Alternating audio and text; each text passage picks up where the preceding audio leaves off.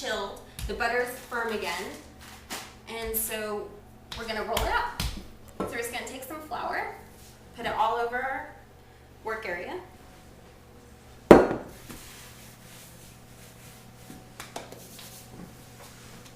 All over our pie crust on your rolling pin. You want everything nice and floured up so it doesn't stick. And we're just gonna roll it out. I have a nice marble rolling pin and it stays chilled. It helps the butter in your pie crust stay chilled so that you get it just a nice flakier crust in the end. I'm just gonna roll it out till it gets around 1/4 of an inch thick. So see, mine's sticky now, so you wanna add more flour at that point. All over. You never add too much flour. Don't worry about that. And if you see here, I have a nice big chunk of butter in my crust, and you want to see that. That's not a bad thing. That just means that your butter is nicely incorporated. You want to see little flecks of butter all in there.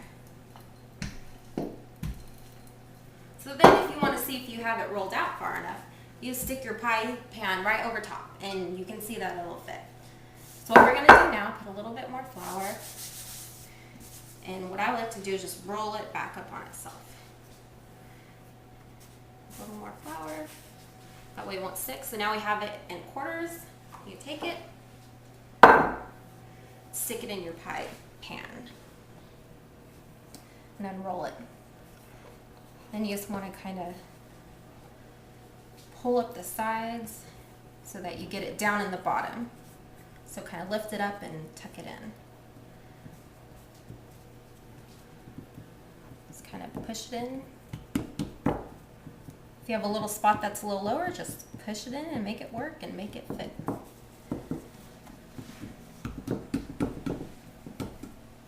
Then you want to take a knife and then take off most of the excess. Leave a little bit. So then you can put a little decorative edge. If you don't want to put a decorative edge, the easiest thing to do is take your rolling pin and roll this on top, and it just pushes all of the extra dough down, and you have just a nice smooth crust, and then you don't have to worry about crimping it or anything. So I do that a lot. It's easier, less time. So I just go in there, but I like to have a nice little decorative edge on mine, especially if you're going to give it away. This one today I'm making for my mother-in-law because I told her that I would make her an apple pie. So now to get a little edge, I just crimp the edges. I just put my 2 fingers together and push. And I don't like it to be perfect. I like it to look real rustic. So I just kind of push it together. What you're doing is making a little shell for all the yummy apples to go inside. Okay, so there we go. So now we're just going to put our apples in there. Just give them a stir and pour them in. And any juice that the apples, any of the juice that came out of the apples, just put that all in there and just even them out.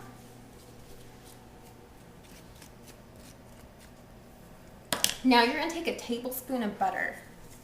Like this recipe doesn't have enough butter in it already.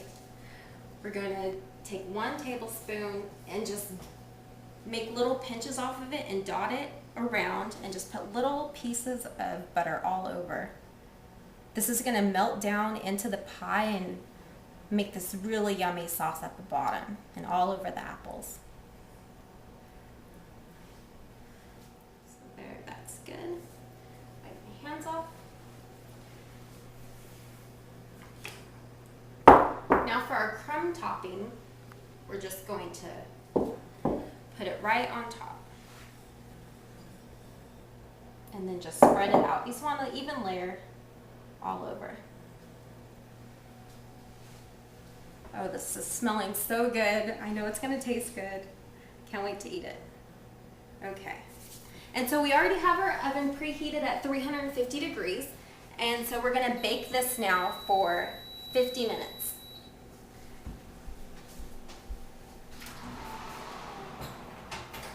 And I've already made one earlier, so we can eat it now.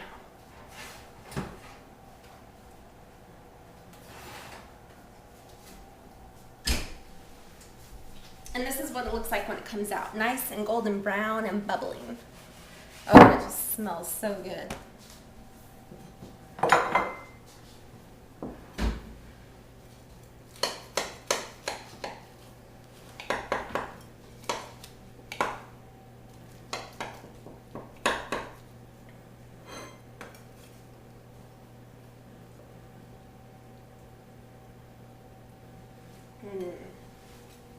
It's hot.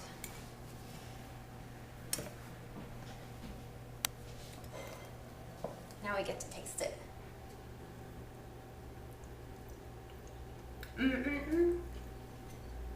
So, so good. Oh, I wish you could be here and taste this with me.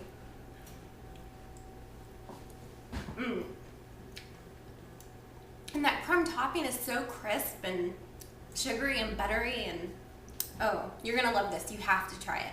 So thanks everybody for watching me make an apple pie today. And so just remember, if you want it to taste extra good, make it with love.